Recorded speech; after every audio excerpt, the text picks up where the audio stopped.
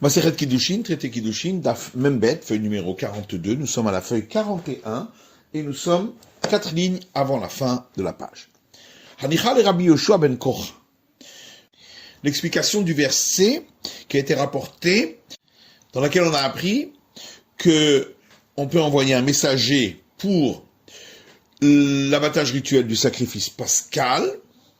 Ça, c'est valable d'après Rabbi Yoshua ben Kocha, qui est l'auteur de cette explication. Et là, le Rabbi Yonatan.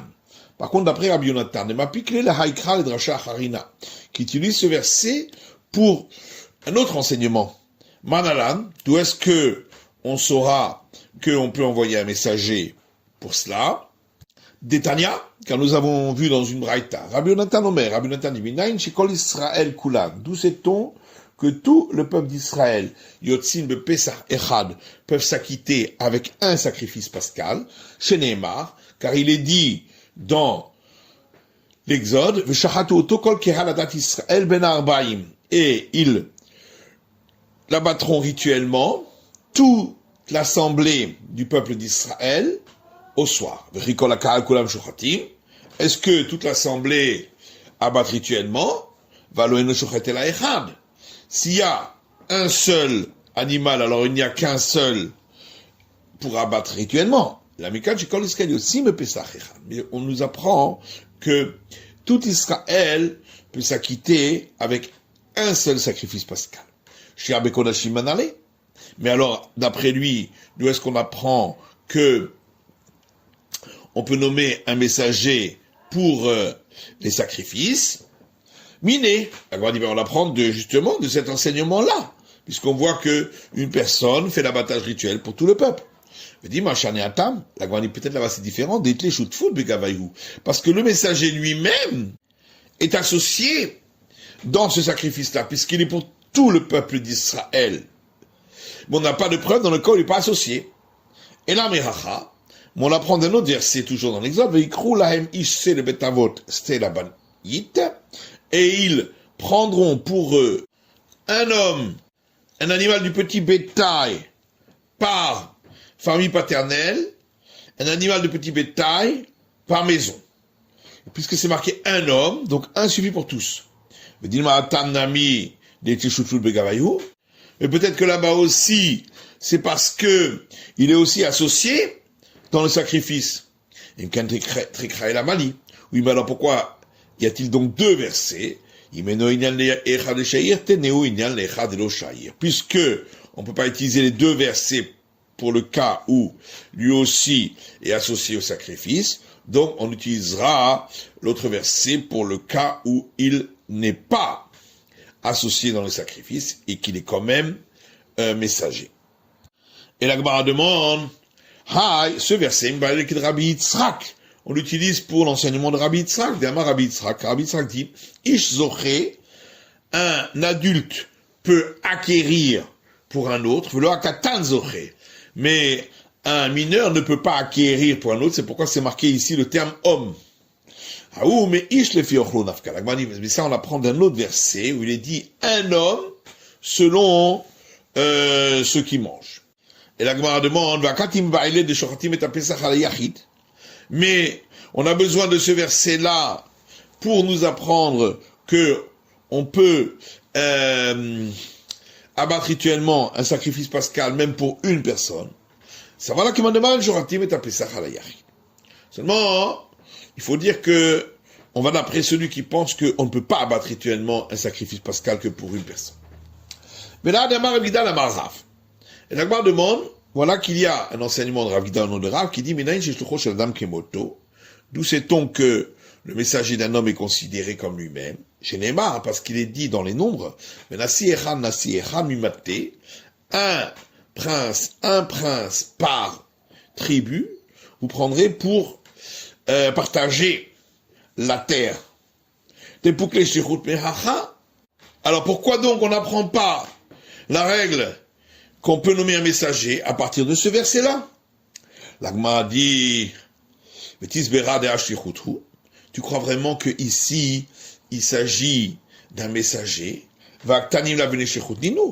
Pourtant, les mineurs ne peuvent pas nommer un messager, et malgré tout, ils ont une part dans la terre. Et là, qu'il y a des Rava bar Ravuna. Seulement, ce verset-là, on l'explique selon l'enseignement de Rava bar Ravuna, d'Amar Rava bar Ravuna, car Rava bar Ravuna dit, Amar Rav Gidal, au nom de Rav Gidal, Amar Rav, au nom de Rav Minayin, chez Zachin le Adam shelo befanav. Nous sait-on qu'on peut faire une acquisition quand c'est avantageux pour un homme, même lorsque c'est pas devant lui, qu'il n'est pas au courant. Chez les Mav, Nasi Ehad, parce qu'on apprend de ce verset-là, qui dit un prince par tribu. Et donc c'est pas en tant que messager, mais c'est parce que ils acquièrent pour leur avantage. Mais est-ce que tu crois que c'est toujours avantageux? Parfois ça peut être désavantageux. Des cas de Nichale Beha, Velo Nichale Bebikra. Il peut arriver un homme qui aurait voulu avoir une part sur un terrain montagneux, il ne veut pas avoir une part sur un terrain dans une vallée. Et puis au contraire, il peut y en avoir un qui veut un terrain dans la vallée, il ne veut pas un terrain dans la montagne. Seulement, on l'utilise pour l'enseignement de Rava bar Ravuna. D'Amar Rava bar Ravuna, Amarav, Gidal, Amarav. Rava bar Ravuna dit au nom de Rav Gidal, au nom de Rav Minayin, les Tomim Shebao Lachalok Benirse Aviem, d'où sait-on que des orphelins qui viennent partager les biens de leur père, chez Beddim Marabidim Nahen Apotropos, que le tribunal rabbinique leur nomme un tuteur, la Hoveliskot, pour leur désavantage et leur avantage. Et là, comment on dit la Hovamai, pourquoi on nommerait un tuteur pour leur désavantage? Et là, la Hovameniskot, seulement parfois ils sont désavantagés parce que ils ne gagnent pas le procès, mais en fait ils sont nommés pour essayer d'avantager. Et donc on apprend de ce verset qui dit un prince par tribu vous prendrez. Amar Rav Nachman Amar Shmuel, Rav Nachman dit au nom de Shmuel, des orphelins qui viennent partager les biens de leur père, Beddin Marabidim Nahen Apotropos, le tribunal rabbinique leur nomme un tuteur, ou Boririm Lahem Chelek Yafé, et ils choisissent pour eux une bonne part. Mais lorsque ces orphelins deviennent adultes, ils peuvent annuler ce qui a été fait. Rav Nachman dit Amar, alors que Rav Nachman lui-même dit, après qu'ils sont devenus adultes, ils ne peuvent pas remettre en cause. Parce que sinon, alors à quoi sert la force du tribunal rabbinique? Mais est-ce que Rav Nachman, il est d'accord avec ce principe de dire que si c'est ainsi, à quoi sert la force du tribunal rabbinique? Voilà qu'il y a une Mishnah qui dit, Shuma Dayanim, si les juges ont évalué un bien, et il y a une erreur, ils ont baissé la valeur d'un sixième dans leur évaluation, ou augmenté la valeur d'un sixième, ce qui a été vendu n'est pas valable. Rabban Shimon ben Gamliel Omer, Rabban Shimon ben Gamliel dit, ce qui a été vendu est valable. Imken Makor Bedin Yafé, parce que sinon, à quoi sert la force du tribunal rabbinique? V'amar Ravuna bar Chidana Amar Rav Nachman, et Ravuna fils de Chidana dit au nom de Rav Nachman, alacha ki divrei chachamim. On suit l'avis des sages. Donc on voit que Rav Nachman, ici, ne dit pas, alors à quoi sert la force du tribunal rabbinique? Et la Gemara dit Lokashia, c'est pas une question. Adetaou, adelotaou. Quand on dit que on ne le dit pas, c'est lorsqu'il y a eu une erreur. Et lorsqu'on a dit qu'on dit cela, c'est lorsqu'il n'y a pas eu d'erreur. Idelotaou maïcholim limchot. Mais alors, s'il n'y a pas eu d'erreur, pourquoi un avis dit que lorsqu'ils ont grandi, ils sont devenus adultes, ils peuvent remettre en question? Ils peuvent remettre en question en disant que ils ne voulaient pas recevoir leur part à un endroit, mais à un autre. Amar Rav Nachman dit, Achin shechalku, des frères qui ont partagé les biens de l'héritage, Arian Kulkuchot, sont considérés chacun comme un acquéreur. Pachot mishtut niknei mekach. S'il y a une erreur de moins d'un sixième de la valeur, l'acquisition est valable. Yetera Shtut, si c'est plus qu'un sixième, Baten Mekar, l'acquisition n'est pas valable. Shtut, si c'est pile un sixième, Kana, l'acquisition est valable. Ou Marzir Onaa, mais il faut rendre la différence. Amar Rava dit, Adaman Bachot Bishtut Nikne Mekar. Quand on a dit que si c'est moins qu'un sixième la différence, alors l'acquisition est valable. Lo Amran est là de lo Shavia Shliach. C'est seulement dans le cas où il n'avait pas nommé un messager pour cela. Aval Shavia Shliach, mais s'il avait nommé un messager, Amar le Tikouné chez l'artir velo l'Abati. Il peut dire, je t'avais nommé messager pour que ce soit à mon avantage, pas pour que ce soit à mon désavantage, et donc il remet en cause la nomination du messager, et donc que l'acquisition ne sera pas valable. Et quand on a dit que si la différence est plus qu'un sixième, alors l'acquisition n'est pas valable.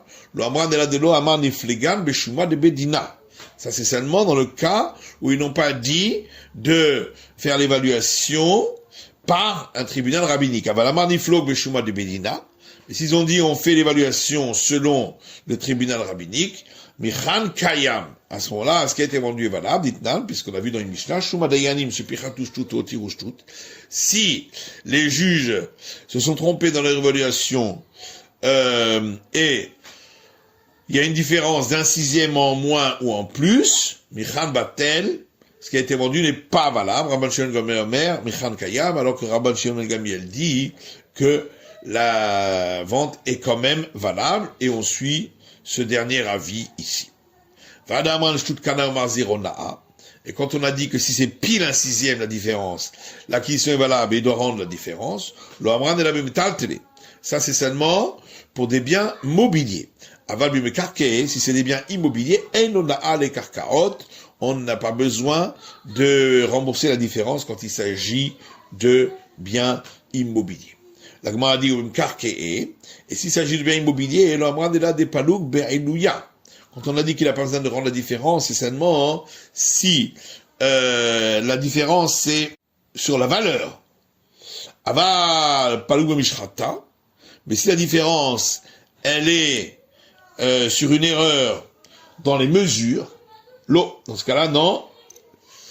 Il faut rembourser. Qui des rabats, comme Rabat dit, toute chose qui est mesurée selon le volume, le poids ou le nombre, même si l'erreur c'était moins que le minimum pour exiger un remboursement, c'est-à-dire un sixième, malgré tout, il faudra rembourser. Voilà qu'il y a une Mishnah qui dit celui qui a envoyé son troupeau à garder par un sourd-muet, un fou ou un mineur qui n'ont pas toute leur faculté intellectuelle. Patou Medina Adam, si il y a eu un dégât par ce troupeau, il est dispensé par la justice humaine, mais il est coupable par la justice divine. Si il a envoyé par quelqu'un ayant toutes ses facultés intellectuelles, c'est celui-là qui est à l'obligation de rembourser. Mais pourquoi? Pourquoi on ne dit pas que le messager d'un homme c'est comme lui-même? Et donc ce serait l'envoyeur qui devrait rembourser. Là-bas c'est différent de la Gemara parce que on ne dit pas qu'il est considéré comme envoyé quand il y a eu une faute qui a été commise.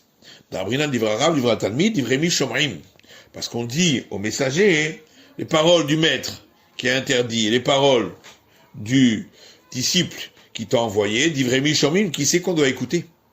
Bien sûr le maître. Mais